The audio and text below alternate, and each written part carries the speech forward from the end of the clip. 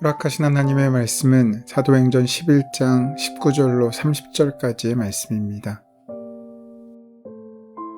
그때 스데반의 일로 일어난 환난으로 말미암아 흩어진 자들이 베니게와 그브로와 안디옥까지 이르러 유대인에게만 말씀을 전하는데, 그 중에 그브로와 구레네 몇 사람이 안디옥에 이르러 헬라인에게도 말하여 주 예수를 전파하니 주의 손이 그들과 함께 하심에 수많은 사람들이 믿고 주께 돌아오더라.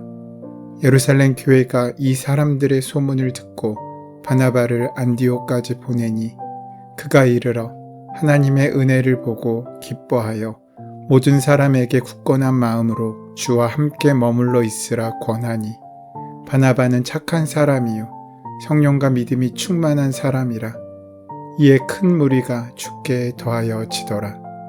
바나바가 사울을 찾으러 다소에 가서 만남에 안디옥에 데리고 와서 둘이 교회에 1년간 모여 있어 큰 무리를 가르쳤고, 제자들이 안디옥에서 비로소 그리스도인이라 일컬음을 받게 되었더라. 그때 선지자들이 예루살렘에서 안디옥에 이르니 그 중에 아가보라 하는 한 사람이 일어나 성령으로 말하되 천하에 큰 흉년이 들리라 하더니 글라우디오 때에 그렇게 되니라. 제자들이 각각 그 힘대로 유대에 사는 형제들에게 부조를 보내기로 작정하고 이를 실행하여 바나바와 사울의 손으로 장로들에게 보내니라. 사도행전을 큰 그림의 구조로 살펴보면 사도행전 10장에서부터 교회의 중심이 예루살렘에서 안디옥으로 옮겨지고 있음을 볼 수 있습니다. 사도행전 1장부터 9장까지는 예루살렘 교회가 중심이었고, 사도행전 10장부터는 안디옥 교회가 선교의 중심이 됩니다. 이것은 하나님께서 계획하신 일이라고 믿습니다. 그것은 예루살렘 교회가 이방인 선교에 대하여 너무나 닫혀있는 마음을 가지고 있었기 때문입니다. 이방인 선교에는 수많은 장애물들이 있었습니다. 핍박도 많았습니다. 하지만 이러한 모든 역사가 가능했던 것은 사도행전 1장 8절의 예수님의 명령처럼 성령이 임하여 제자들이 큰 권능을 받았기에 가능한 일이었습니다. 그러나 이방인 선교의 가장 큰 장애물은 외적인 핍박이 아니었습니다. 처음 예수를 믿은 예루살렘 교회 교인들에게 있었던 이방인에 대한 마음의 장벽이었고 차별의 마음이었습니다. 예수님의 제자들조차 처음에는 이방인들에게 복음을 전해야 한다는 생각도 없었습니다. 모든 사람이 구원을 받으리라는 약속은 당연히 유대인으로 국한된 일이라고 생각했습니다. 그래서 19절에 보는 대로 그들은 외국에 나가서도 오직 유대인들에게만 전도하였던 것입니다. 스데반에게 가해진 박해 때문에 흩어진 사람들은 페니키아와 키프로스와 안디옥까지 가서 복음을 전했습니다. 그러나 그들이 선교의 대상으로 삼은 것은 오직 유대인들 뿐이었습니다. 이방인은 여전히 그들에겐 하나님의 은혜와 구원 저 멀리에 있는 낯선 사람들이었기 때문입니다.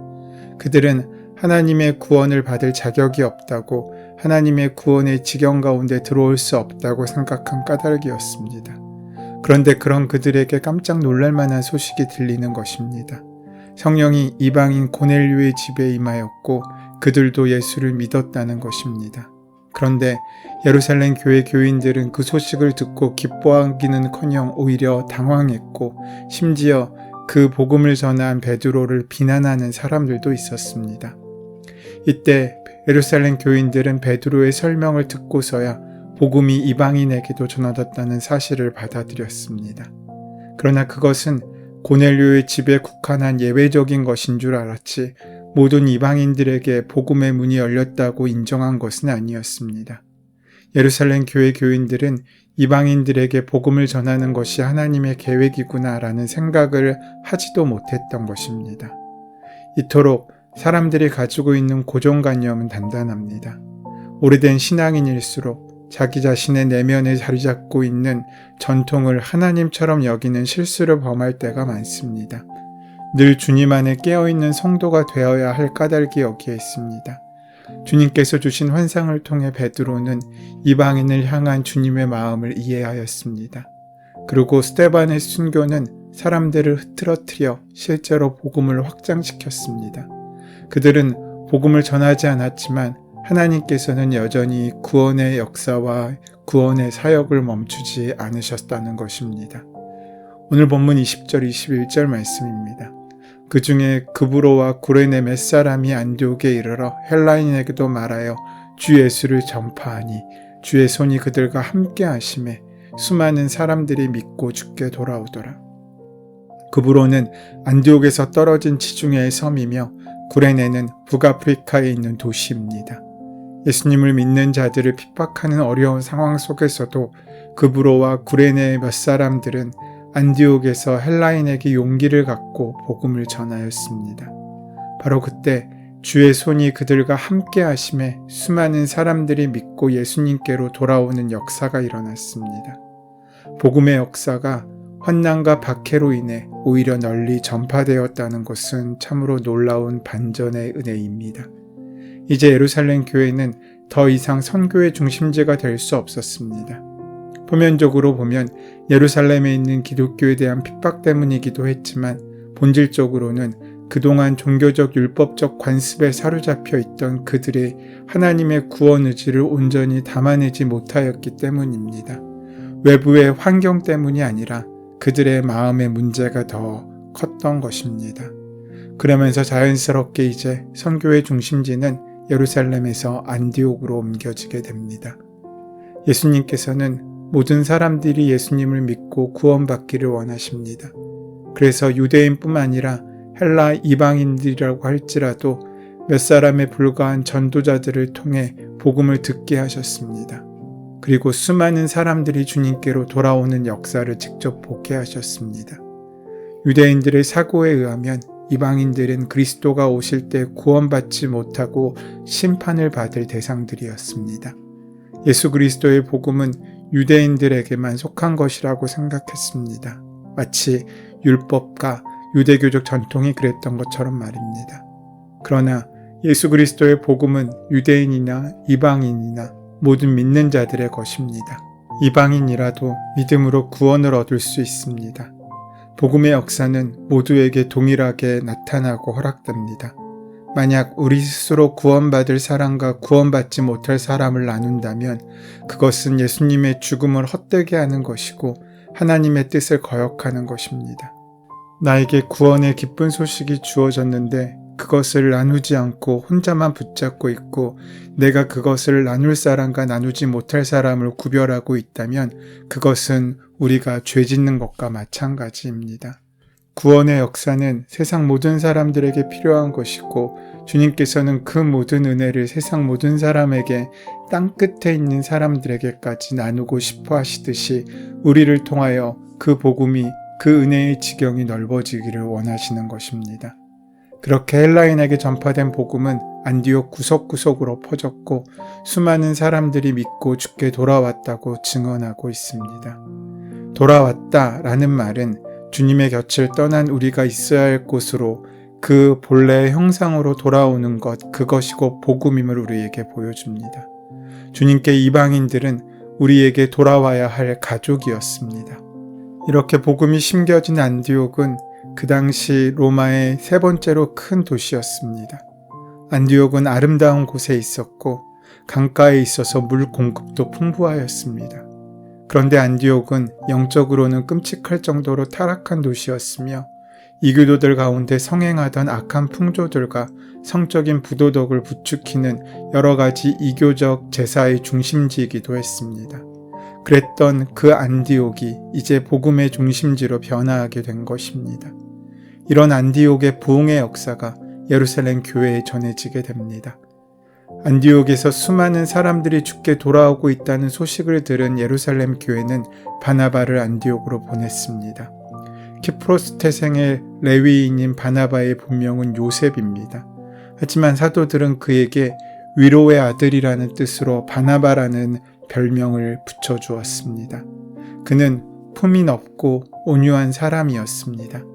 다메섹에서 회심한 사울이 예루살렘에 왔을 때 아무도 그와 만나려 하지 않았지만 바나바는 사울과 사도들의 만남을 주선했습니다. 예루살렘 교회는 참으로 좋은 사람을 안디옥으로 보낸 것입니다. 바나바는 안디옥 교회에 하나님의 은혜가 넘치는 것을 보고 기뻐했습니다. 그 교회에서는 이미 사람들을 갈라놓던 담들이 무너졌던 것입니다. 그는 사람들에게 굳센 마음으로 주님을 의지하라고 권면했습니다. 그의 말에는 권위가 있었고 사랑이 담겨져 있었습니다. 오늘 본문은 그를 이렇게 소개합니다. 바나바는 착한 사람이요 성령과 믿음이 충만한 사람이었다. 그래서 많은 사람이 주께로 나아왔다.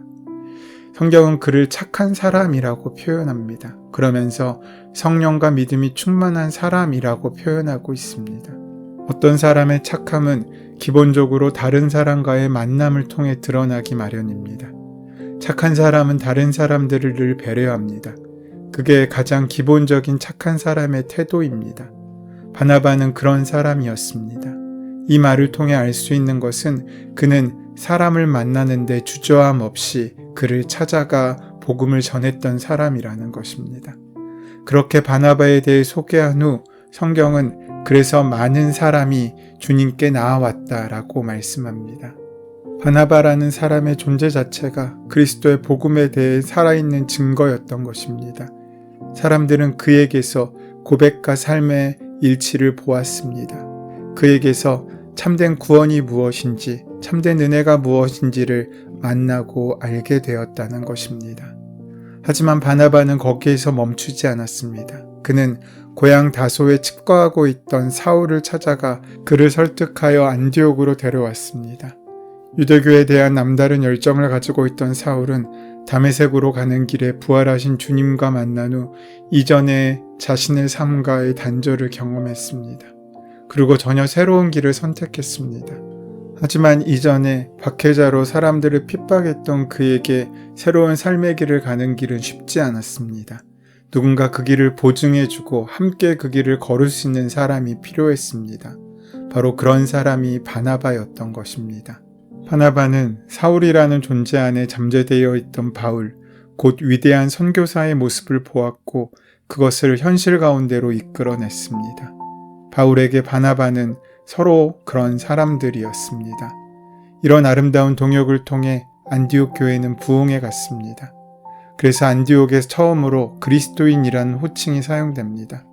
그러나 호칭을 붙인 것은 바나바와 사울과 공동체의 일원이 아니라 다른 사람들이 그들을 그렇게 불러준 것이었습니다. 복음을 받아들인 안디옥 공동체가 바나바와 바울의 깊이 있는 섬김과 말씀 지도를 통해서 또 다른 삶, 미랄 같은 삶을 살았기에 가능한 일입니다. 바나바와 바울이 몸소 보여주었던 섬김과 실천의 삶이 공동체의 모범이 되었고 그리스도인이라는 칭찬으로 돌아오게 된 것입니다. 안디옥 공동체는 이후 이방 선교의 중심축을 이루는 교회로 성장하게 됩니다. 이렇게 안디옥 교회 부흥 소식을 듣고 예루살렘에서 방문한 선지자들은 십자가 앞에서 헬라인과 유대인의 구분이 없이 하나로 어우러진 참 그리스도인들의 모습에 감동을 하고 하나님께 깊은 감사와 찬양을 드립니다.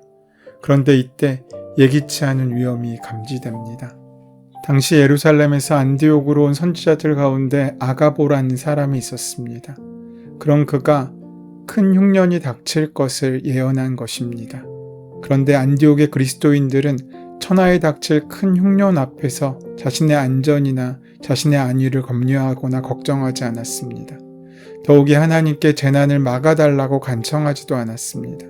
그들은 주님을 신뢰하며 자신들이 할 수 있는 구체적인 일을 찾았습니다. 큰 도시에 살면서 비교적 여유로웠던 자신들의 주머니를 털어 자신보다 재정이 어려웠던 예루살렘 공동체를 돕는 방법을 선택한 것입니다. 안디옥 교회 이방인들은 유대에 있는 교회를 형제로 여기며 그들을 돕기 위해 부조를 보내기로 작정한 것입니다. 제자들이 각각 그 힘대로 도왔습니다. 이를 실행하여 바나바와 사울을 통해 예루살렘 교회에 전달합니다. 이것은 예루살렘 교회의 모습과는 상반된 모습입니다. 이제 안디옥 교회는 자신의 모교회였던 예루살렘 교회를 도울 수 있을 정도로 충분히 성장하고 부흥했습니다. 안디옥 교회의 결정은 자발적이고 대단히 신속하게 이루어졌습니다. 하나님께서는 우리에게 할 수 있는 일을 먼저 하라고 말씀하십니다. 진정 그리스도인이라는 호칭에 부끄럽지 않은 안디옥 교회 공동체의 모습을 오늘 우리가 본받으며 살아가야 되지 않겠습니까? 그러한 은혜를 만나고 누리시는 귀한 하루 되시기를 소원하고 축원합니다. 은혜의 주님, 예루살렘 교회를 향한 환난과 핍박 속에서도 하나님의 귀한 은혜의 역사를 이루게 하시니 감사합니다. 우리 역시 더 많은 사랑의 지경을 넓혀가는 귀한 삶을 살 수 있도록 인도하시고 함께하여 주시옵소서. 예수님의 이름으로 기도드립니다. 아멘. 이제 오늘 이 아침 우리에게 허락하신 본문의 말씀이 오늘 나에게 주시는 말씀으로 만나지기 위하여 함께 말씀을 깊이 묵상하시고 기도하는 시간 가지도록 하겠습니다. 함께 기도합니다.